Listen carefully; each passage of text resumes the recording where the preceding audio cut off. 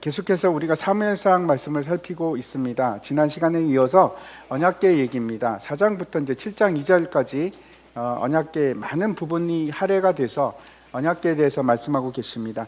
지난 시간에는 언약궤가 어떻게 빼앗기게 되었나 그 말씀을 드렸습니다. 전쟁이 일어났습니다. 그래서 이스라엘과 블레셋 사이에서 전투를 하는데 첫 번째 전쟁에서 졌습니다. 그래서 실로에 있는 언약궤를 가지고 오면 우리가 이길 수 있습니다 하고 갖고 왔는데 대참패를 당합니다. 도망하기에 바빴고 살육을 당하고, 그리고 이제 그 와중에 엘리의 두 아들이 죽습니다. 근데 가장 심각한 문제는 언약궤를 빼앗긴 문제입니다. 오늘은 이제 그 일 이후에 일어난 두 가지 사건에 대해서 기록을 하고 있는데, 언약궤가 빼앗겼습니다. 그 소식을 들은 바로 직후에 하나는 엘리가 즉사를 합니다. 죽는 사건이 있고, 또 하나는 그의 며느리 비느하스의 아내가 되는데 죽으면서 아이를 낳게 되는 사건입니다. 이름을 이가봇이라고 짓습니다. 오늘 본문을 보겠습니다. 4장 12절부터 22절까지 교독하겠습니다. 당일에 어떤 베냐민 사람이 진영에서 달려나와 자기의 옷을 찢고 자기의 머리에 티끌을 덮어쓰고 실로에 이르니라.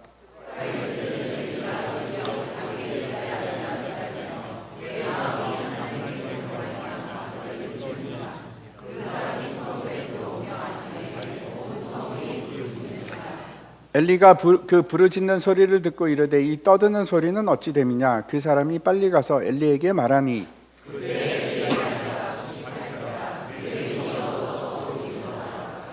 그 사람이 엘리에게 말하되 나는 진중에서 나온 자라. 내가 오늘 진중에서 도망하여 왔나이다. 엘리가 이르되 내 아들아, 일이 어떻게 되었느냐.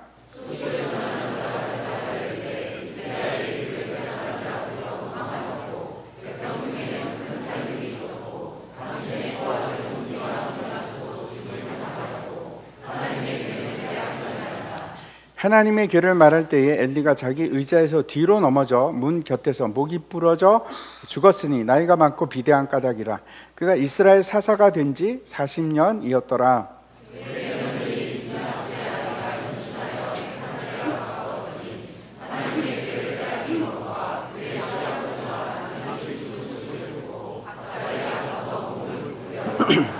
죽어갈 때 곁에 서 있던 여인들이 그에게 이르되 두려워하지 말라, 내가 아들을 낳았다 하되 그가 대답하지도 아니하며 관념하지도 아니하고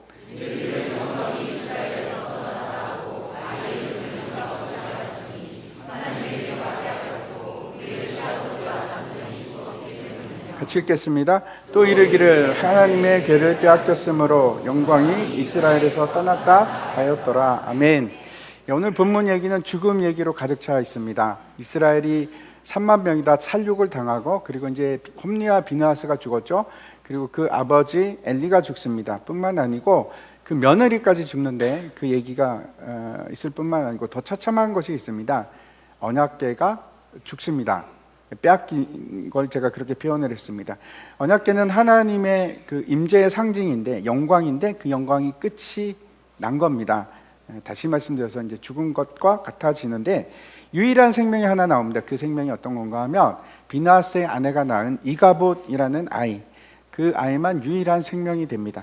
오늘 이제 제가 이 예배 끝나고 나서도 이제 두 가지 더 일이 있는데, 하나는 이제 호스피스 가서 이제 봉사활동을 합니다. 근데 아시죠? 그 호스피스 병원은 거기 있는 환자들이 다 한 달 내에 돌아가시는 분들입니다. 그래서 죽음이랑 관계가 있고, 또 그 다음에 또 장례식 갑니다. 장례식 가서도 이제 메시지를 전하는데 죽음에 관한 얘기를 할 수밖에 없습니다. 우리에게 있어서 죽음이 되게 가깝죠. 굉장히 가깝습니다. 자연스러운 일이 되었고 그렇습니다. 우리 교회만 해도 이제 2주에 한 번 정도는 장례가 납니다. 사람은 모두 죽는 거야. 이제 보통 사람들이 죽음에 대해서 그냥 묵묵히 받아들입니다. 모든 사람은 다 죽는 거 맞죠? 죽을 수밖에 없습니다. 그렇지 않은 사람이 없습니다. 근데 그 죽음에 이르는 과정을 이렇게 보면은 쉽지 않습니다. 이제 그냥 죽는 것이 아니고 병이 들고 고통이 오죠. 병 때문에 침대에서 생활을 하게 되고 아픔이 있고 괴로움이 있고 그 고통을 겪는데, 그 죽어가는 그 고통 과정을 옆에서 지켜보면 참 힘들지 않습니까? 이렇게 해서 돌아가시는구나. 마음이 힘듭니다. 결국 죽음과 싸워서 승리하지 못하죠. 패배하는 모습을 봅니다. 근데 우리가 잊지 말아야 할 놀라운 사실이 하나가 있습니다. 예수님께서 죽음을 이기셨습니다. 아멘이시죠? 아멘입니다. 근데 그 사망의 권세를 어떻게 이기셨을까요? 죽음으로 이기십니다. 놀라운 사실입니다. 우리가 예수님께서 어떻게 죽음을 당하셨는지 잘 알고 있습니다. 처참하게 죽음을, 끔찍한 고통을 당하면서 죽임을 당하셨는데 마지막에는 이제 십자가 처형으로 죽습니다. 인류가 고안해낸 가장 잔인한 그 사형 방법이 이제 십자가형이다 이렇게 얘기를 하는데 굉장히 처참하게 죽습니다. 사망에서 참패를 당하는 거죠. 완전히 원사이드하게 패하는 것처럼 그렇게 보입니다. 처참하게 집니다. 근데 이게 어떻게 된 일인가? 진 줄 알았는데, 절에서 끝난 줄 알았는데 저 처참한 죽음이 오히려 승리가 됩니다. 부활로 승리하시는데 예수님께서 뭐라고 말씀하시는가 하면 예수님께서 내가 세상을 이겼도다 이렇게 말씀을 하십니다. 고린도전서 이제 말씀 15장에 보면 이런 말씀이 있습니다. 사망아 너의 승리가 어디 있느냐? 사망아 내가 쏘는 것이 어디 있느냐? 사망이 쏘는 것은 죄요 죄의 권능은 율법이라. 우리 주 예수 그리스도로 말미암아 우리에게 승리를 주시는 하나님께 감사하노니 이렇게 기록을 하고 있습니다. 제가 이제 다시 오늘 본문 언약궤 얘기로 돌아가서 그 사무엘상에서 언약궤를 잃어버리는 사건이 4장, 5장, 6장 3장에 걸쳐서 나옵니다. 사무엘상이 모두 31장으로 되어 있거든요. 그러면 생각해 보십시오. 거의 10%를 이 언약궤 얘기로 채우고 있습니다. 비율로 따지면. 그런데 언약궤가 이제 실로에서 에베네셀 이스라엘 진영까지 갔다가 거기서 져서 빼앗깁니다. 그리고 블레셋으로 가는데 지금 그 가자 지구 팔레스타인 똑같은 얘기인데 블레셋에 가서 7개월을 머뭅니다. 근데 거기서 막 난리가 나죠. 난리가 나서 다시 옮깁니다. 기랏 여아림이라는 곳으로 돌아오는데 그때 이제 7장 2절에 나오거든요. 뭐라고 얘기하는가 하면 20년 동안 기랏 여아림에서 20년 동안 있었다 이렇게 기록을 하고 있습니다. 그래서 언약궤가 20년 동안 외유를 했구나라고 생각하시면 안 됩니다. 그런 뜻이 아니고 그때 7장 2절이 그 나오고 쓰여지고 그 바로 밑에 어떤 사건이 있는가 하면 미스바에서 온 이스라엘이 회개 운동을 합니다. 그때까지 20년이 걸렸다는 겁니다. 회개 운동하는 데까지 20년이 걸렸다 하는 얘기고 전체 기간은 훨씬 더 깁니다. 이 언약궤가 제 위치를 찾아가는데 나중에 어디로 가는가 하면 예루살렘으로 갑니다. 예루살렘으로 들어가는데 상당히 긴 시간이 걸리거든요. 그러면 한번 생각해 보시기 바랍니다. 성막에 원래 언약궤가 존재해야 되는데 지성소 그 가운데 이제 지성소 아주 중요한 곳에 있는 언약궤인데 그 성막에서 언약궤가 없어졌습니다. 그러면은 제사를 제대로 드리는데 괜찮을까요? 예배를 드리는데 문제가 없습니까? 아니 하나님께서 모세에게 성막을 지으라고 하시고 식양을 주시고 그렇게 지었는데 그 가장 센터 가장 중요한 곳에 언약궤가 존재합니다. 그런데 그게 없어진 겁니다. 아니 이스라엘은 그 말도 안 되게 어떻게 그 중요한 물건을 잃어버릴 수 있는가? 그게 말이 되는가? 그동안 그러면 성막에서는 그 오랜 기간 동안 언약궤가 없이 도대체 어떻게 제사를 드렸을까 하는 의문이 생기지 않습니까? 그것 무엇보다도 이 전능하신 하나님께서 그 하나님의 그 영광, 임재의 상징인 언약궤를 왜 그걸 잃어버리도록 그냥 두셨을까? 아니 그게 말이 될까? 도대체 이게 어떤 상황인가 하는 생각이 들지 않으실지 모르겠습니다. 오늘 본문 12절 다시 한번 보겠습니다. 당일에 어떤 베냐민 사람이 진영에서 달려나와 자기 옷을 찢고 자기 머리에 티끌을 덮어쓰고 실로에 이르니라. 전쟁을 해서 참패한 그날 당일입니다. 어떤 사람이 여기 보니까 베냐민 사람이라고 하는데 이제 에베네셀에서 전투가 있었거든요. 그래서 실로까지 가야만 합니다. 거리가 어느 정도 되는가 하면 35km 정도 됩니다. 굉장히 긴 길입니다. 그래서 하루 만에 갈 수는 있습니다. 그런데 꾸준히 끊임없이 가야지 간신히 도착하지 않을까 그런 생각을 하는데 아주 긴급하게 그 소식을 전하기 위해서 당일날 그날 바로 갑니다. 근데 여기 보니까 자기 옷을 일부러 찢습니다. 찢고 티끌을 뒤집어서 왜 그럴까?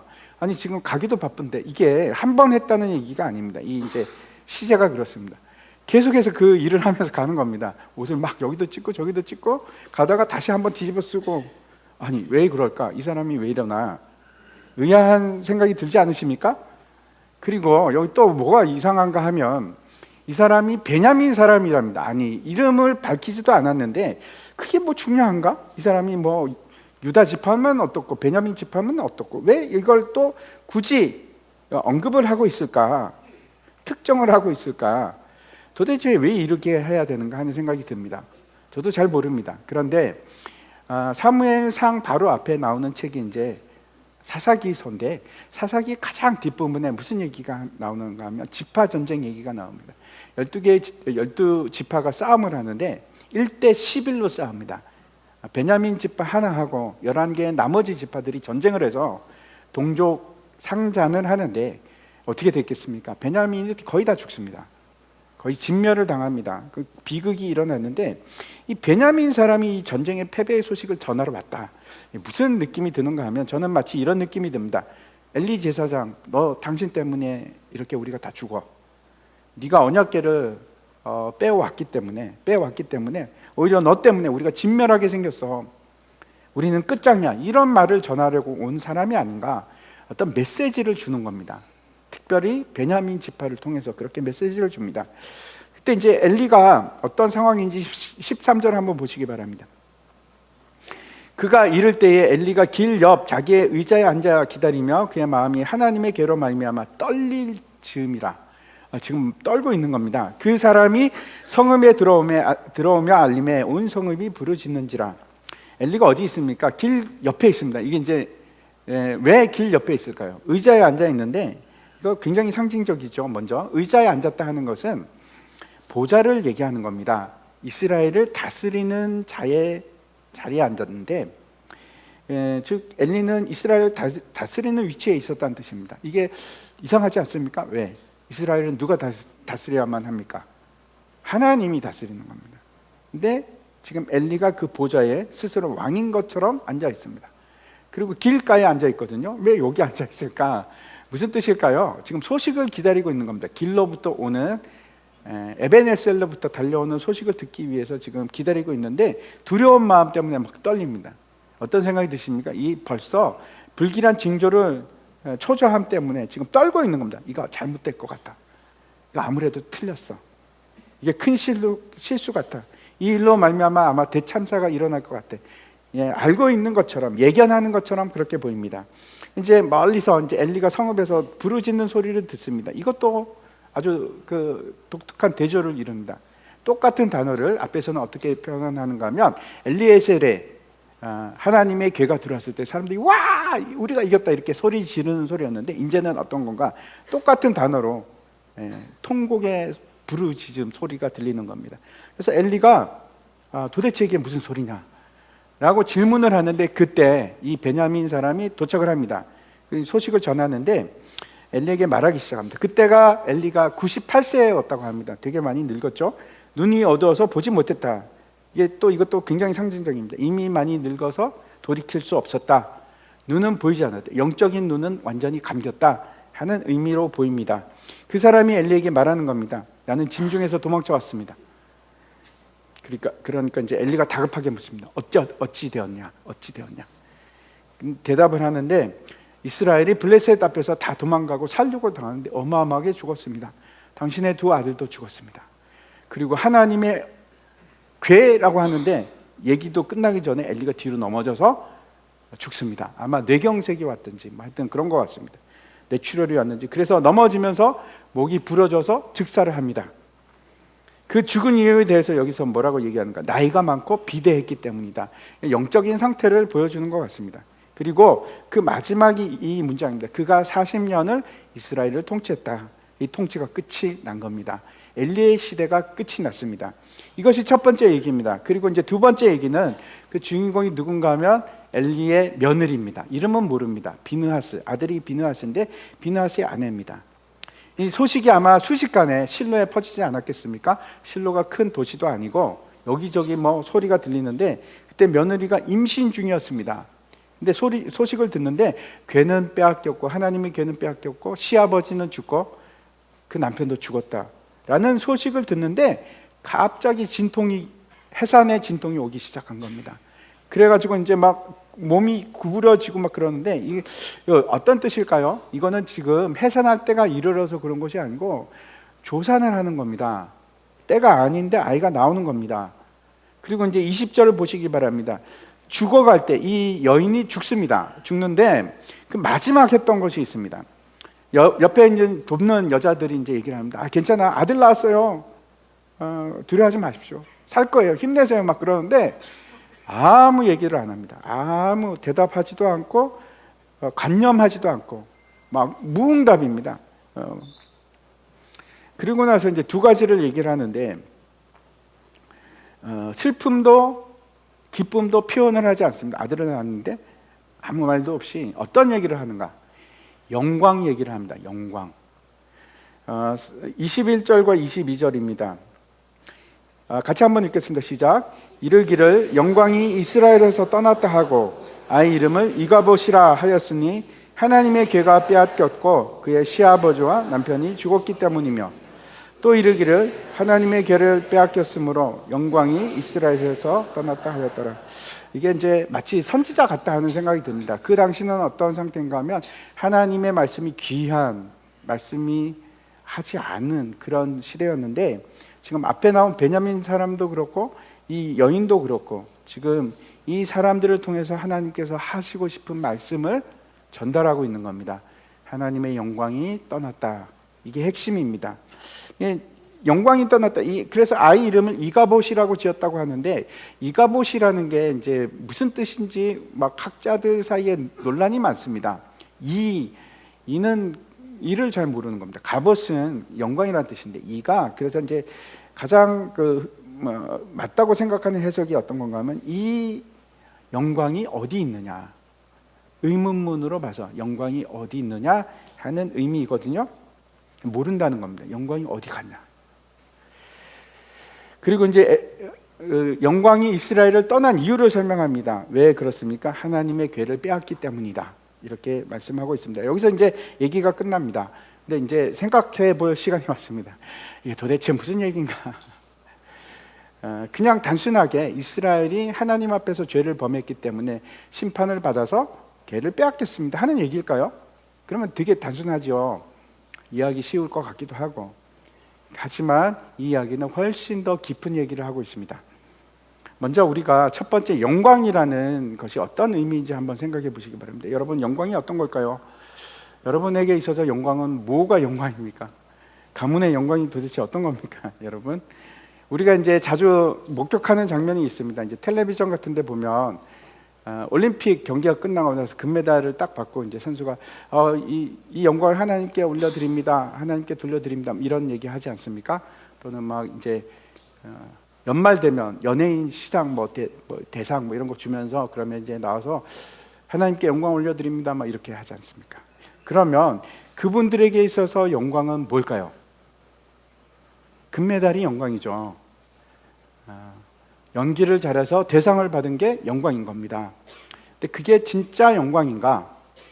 여러분은 어떤 것이 여러분의 영광이라고 생각을 하십니까? 제 자녀가 있는데 자녀가 인류대학에 합격했다. 가문의 영광, 이거 막 기록해야 되고, 영광 아니라고는 제가 말씀 못 드리겠습니다.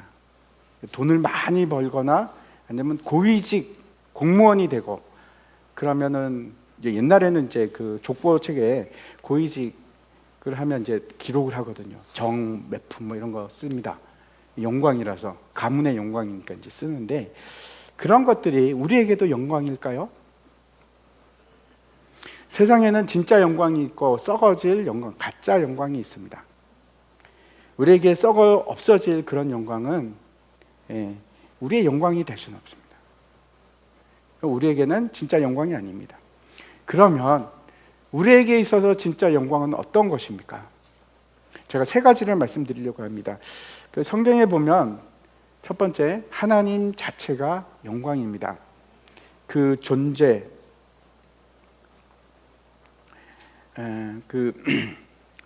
출애굽기에 보면 이제 모세하고 하나님과의 그 관계와 대화가 나오는데 그걸 기준으로 해서 제가 말씀드리겠습니다. 출애굽기 24장에 보겠습니다. 16절에 보면 여호와의 영광이 시내산 위에 머무르고 구름이 엿새 동안 산을 가리더니 일곱째 날에 여호와께서 구름 가운데서 모세를 부르시니라. 첫 번째, 하나님 존재 자체가 영광인데 그 위엄과 존귀하심, 놀라운 그 자체가 영광입니다. 하나님이 임재하면 그 자체가 영광인 겁니다. 이사야서 보면 이사야가 그 영광을 보거든요. 하나님의 영광을. 그리고 했던 첫 번째 말이 뭐냐? 나에게 화로다. 내가 망하였도다. 망했다는 것이 내가 죽게 생겼구나. 왜 그럴까요? 하나님의 그 위대하신가 그 영광을 보니까 나는 너무나 죄인인 겁니다. 앞에 설 수가 없어. 죽을 것 같아. 막 무너지고 막 어떻게 될 것 같아. 그래서 이사야가 그거를 쓴 겁니다. 기록을 한 겁니다. 내가 죽을 것 같아. 하나님 영광 앞에 서니까 내가 도저히 감당이 안 돼. 그 하나님 자체가 영광입니다. 두 번째 영광이 있습니다. 두 번째 영광은 어떤 것인가 하면 하나님 속성입니다. 그게 하나님의 영광입니다. 모세가 이제 시내산에서 하나님과 함께 40일을 같이 보냅니다. 그래서 같이 얘기를 하고 그러다가 이제 처음에 이제 그러죠. 모세가 주여, 주의 영광을 저에게도 보여주십시오. 하나님 좀 갈등을 하십니다. 보여줄까 말까 그러다가 그래 보여줄게. 근데 내가 정면을 네가 보면 네가 죽을까 봐 내 정면을 못 보여줘. 내가 뒤로 이렇게 살짝 지나갈 테니까 그 싹 스쳐 지나가는 뒷모습을 봐라. 그리고 보여주면서 하나님께서 선포를 하십니다. 그게 이제 출애굽기 34장 6절입니다. 여호와께서 그의 앞에서 앞으로 지나시며 선포하시되 여호와라 여호와라 자비롭고 은혜롭고 노하기를 더디하고 인자와 진실이 많은 하나님이라. 이게 영광입니다. 하나님의 영원하심, 하나님의 어디든지 존재하시는 편재하심, 하나님의 모든 것을 아시는 전지하심, 전능하심, 거룩하심, 사랑하심, 공의로우심, 자비로우심, 은혜로우심, 다 그게 하나님의 모든 속성이 다 영광입니다. 그냥 그것만 봐도 영광스러운 거죠. 하나님의 사랑만 봐도 영광스러운 겁니다. 다 영광입니다. 이게 진짜 영광입니다. 세 번째 영광이 있습니다. 그 영광이 뭔가 하면 하나님으로 붙이는 영광이 우리에게 반사되고 투영되는 거, 그거 역시 영광입니다. 모세가 이제 하나님과 이제 오랫동안 시내산에 있다가 내려오니까 그 얼굴에서 광채가 막 나는 겁니다. 그래서 사람들이 못 봅니다. 두려워서 모세의 얼굴을 못 봅니다. 그 하나님의 영광을 봐서 모세의 얼굴에 투영된 그 영광을 받기 때문에 그렇습니다. 34장 30절에 보면 이렇게 되어 있습니다. 아론과 온 이스라엘 자손이 모세를 볼 때에 모세의 얼굴 피부에 광채가 남을 보고 그에게 가까이 하기를 두려워하더니 이렇게 되어 있습니다. 우리에게는 영광이 없습니다. 우리에게는 무슨 영광이 있겠습니까? 우리에게는 없는데 그 하나님의 영광이 우리에게 임하시면, 성령 하나님이 우리 안에 내재하시면, 예수 그리스도의 형상이 내 안에 있으면 그 영광이 드러나기 시작하는 겁니다. 빛을 발하기 시작하고 사람들이 막 뭐지? 거룩한데? 이런 생각을 가지기 시작합니다. 그 자체가 영광이 되는 겁니다. 근데 이것들이 하나님의 영광인데, 이게 진짜 영광인데, 영광은 그러니까 그 원천이 어디에 있습니까? 하나님께 있습니다. 근데 그 영광이 지금 오늘 본문에 보니까 떠났다 그럽니다. 떠났다. 다시 처음으로 돌아가서 언약궤는 어떤 것을 상징하는가 하면 하나님의 임재입니다. 하나님께서 그 모세를 통해서 성막에 식양을 주시면서 언약궤를 만들게 하셨는데 그 언약궤 뚜껑이 거기가 시은소입니다.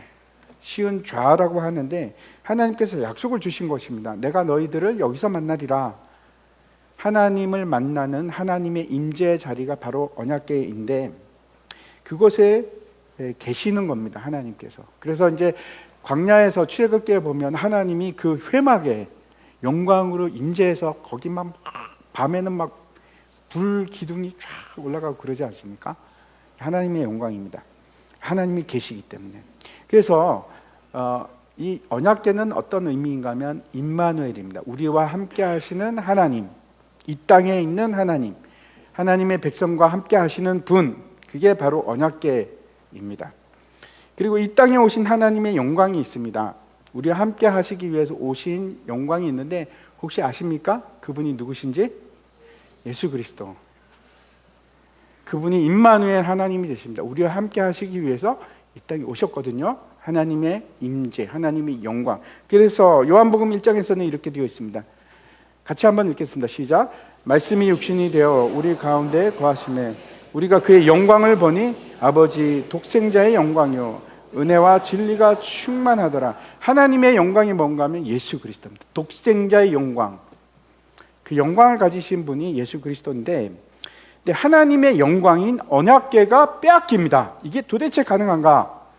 블레셋이 어떤 의미일까요? 블레셋은 세상을 얘기합니다. 근데 세상이 그 영광을 빼앗아 갔습니다. 죽이고 마치 죽임을 당하듯이 완전히 멸시를 당하고 언약궤가 빼앗깁니다. 죽임을 당한 것 같이 된 거죠. 엘리야와 그 아들들은 어떤 것을 상징할까요? 타락한 이스라엘, 하나님의 백성을 의미하겠죠. 이스라엘을 상징합니다. 근데 어떻게 됩니까? 그 이스라엘이 죽습니다. 엘리가 죽고 그 아들들이 죽습니다. 하나님의 임재는 세상에 빼앗겼고 이스라엘은 죽고 죽임을 당하는 장면입니다. 여러분 한번 생각해 보시기 바랍니다. 예수님은 하나님의 영광인데 하나님의 영광이 그렇게 짓밟혀도 되나? 하나님의 영광이 이 땅에 오셨는데 세상이 그렇게 하나님의 영광을 십자가에 못 박아 죽여? 짓밟아? 멸시해? 침을 뱉어? 그 얼굴에? 가능할까요? 아니 어떻게 그런 일이 있을 수 있습니까? 왜 죽임을 당해야만 하는가? 하나님의 영광이 왜 죽임을 당해야만 하는가? 빌립보서에서는 이렇게 기록하고 있습니다. 빌립보서 2장 8절부터 11절입니다. 사람의 모양으로 나타나사 자기를 낮추시고 죽기까지 복종하셨으니 곧 십자가에 죽으십니다. 이러므로 하나님이 그를 지극히 높여 모든 이름 위에 뛰어난 이름을 주사 하늘에 있는 자들과 땅에 있는 자들과 땅 아래에 있는 자들로 모든 무릎을 예수의 이름에 꿇게 하시고 모든 입으로 예수 그리스도를 주라 시인하여 하나님 아버지께 영광을 돌리게 하셨느니라.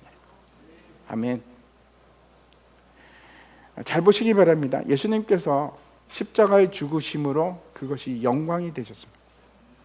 놀랍죠?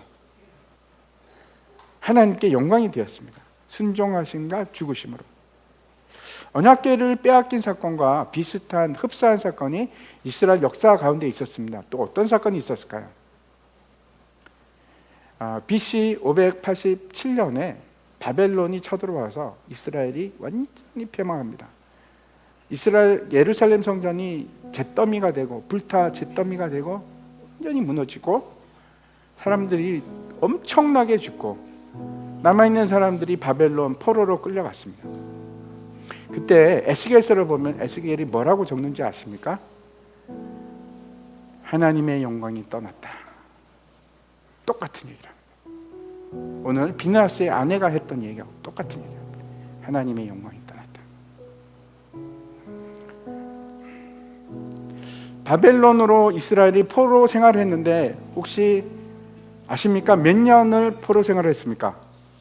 70년을 했습니다. 제가 다시 한번 질문을 드리겠습니다.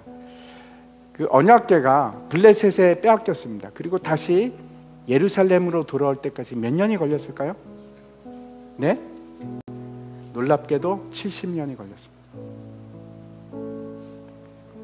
근데 한번 생각해 보십시오. 바벨론 멸망할 때, 패망할 때 만약에 이스라엘이 바벨론에 멸망당하지 않았다. 그럼 어떤 일이 일어날까요? 그런 생각 안 해보셨죠? 아니 잘못했으니까 망하고 그렇게 됐겠지? 만약에 패망하지 않으면 어떤 문제가 생기는가? 다윗 왕의 후손들이 계속 왕이 됐을 겁니다. 또 왕이 되고 또 왕이 되고 또 왕이 되고. 그러면 무슨 문제가 됩니까? 예수님이 왕이 되지 못합니다. 놀랍죠? 그래서 이스라엘은 망했어야만 합니다. 그 영광이 빼앗겨야만 했습니다. 사무엘서는 어떤 책인가 하면 왕에 관한 얘기입니다. 이스라엘 백성들이 하나님께 요구를 합니다. 우리에게도 왕을 주십시오. 우리에게도 왕이 필요합니다. 하나님이 아니 내가 왕인데 나 말고 누구를 달라는 거냐. 우리도 마찬가지입니다. 우리의 왕은 누구십니까? 예수 그리스도. 그분이 왕입니다. 그래서 사무엘서 얘기가 결국 어떻게 되는가 하면 왕을 달라고 하니까 하나님께서 예수 그리스도의 상징으로 다윗 왕을 주십니다. 그리고 약속을 주시죠. 내 위를 영원히 경고케 하리라. 누구 얘기를 한 겁니까? 예수 그리스도 얘기한 겁니다.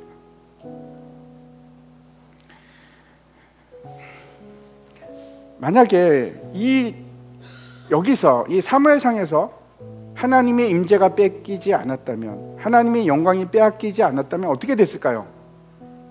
엘리가 계속 죽지 않았을 거고, 그 아들들이 또 제사장을 하고 사사를 하고 그랬겠죠?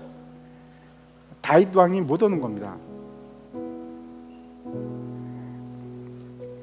그 언약궤가 다시 돌아올 때 기억하십니까? 다윗 왕이 너무너무 기뻐하거든요. 70년 만에 돌아오는데 너무너무 기뻐하고 막 노래를 하고 춤을 추고 난리를 합니다. 왜 그렇게 기뻐했을까요? 하나님의 영광이 돌아와서. 그래서 이스라엘이 회복되기 위해서는, 다시 하나님의 임재가 이스라엘에 있기 위해서는 완전히 망해야만 하는 겁니다. 죽어야만 하는 겁니다. 오늘 제가 그 새벽에도 똑같은 얘기를 드렸습니다. 우리가 하나님의 영광이 예수 그리스도와 함께 마지막 날에 나타나기 위해서는 먼저 우리가 어떤 상태가 되어야 됩니까? 죽어야 돼요. 완전히 폭삭 망해야 됩니다. 내가 죽어야 돼요. 내가 살아서는 부활의 영광을 볼 수가 없어요. 엘리가 죽듯이 이스라엘이 죽어야만 하고 언약궤가 빼앗기고 예수 그리스도가 십자가에서 모욕을 당하고 영광이 빼앗기는 일이 있어야지 천하 만민이 그 앞에 무릎을 꿇고 하나님께 영광이 되는 겁니다. 우리가 다 이해할 수는 없지만 그게 하나님의 계획이었습니다. 시편 78편에 보면 이 실로의 언약궤 얘기가 거기 나옵니다. 근데 놀라운 것은 잘 읽어보시면 그 모든 것이 하나님의 계획이었습니다. 그래서 이 언약궤 사건은 여러분 단순한 해프닝이 아닙니다. 이거는 예수님의 죽으심을 예표하는 사건입니다. 예수님께서 십자가에서 죽으심으로 그래서 우리가 나음을 입어, 그가 망함으로, 그가 참패당하는 같은 멸시를 당함으로, 그래서 우리가 승리하게 되는 거예요. 마지막으로 제가 이사야서 말씀을 읽어드리려고 합니다. 53장 4절부터 6절. 그는 실로 우리의 질고를 지고 우리의 아픔을 슬픔을 당하였거늘 우리는 생각하기를 그는 징벌을 받아 하나님께 맞으며 고난을 당한다 하였노라. 그가 찔림은 우리의 허물 때문이요 그가 상함은 우리의 죄악 때문이라. 그가 징계를 받음으로 우리는 평화를 누리고 그가 채찍에 맞음으로 우리는 나음을 입었도다. 우리는 다 양 같아서 그릇 행하여 각기 제 길로 갔거늘 여호와께서는 우리 모두의 죄악을 그에게 담당시키셨도다. 우리도 마찬가지입니다. 우리가 완전히 망할 때, 내 자신이 망할 때, 낮아져서 죽어버릴 때, 그때 기적이 시작이 되고 하나님의 역사가 시작이 되고 진짜 회복이 시작이 됩니다. 그렇지 않으면 참된 회복이 일어나지 않습니다. 그때부터 하나님께서 새롭게 우리를 창조해 가십니다. 새로운 피조물.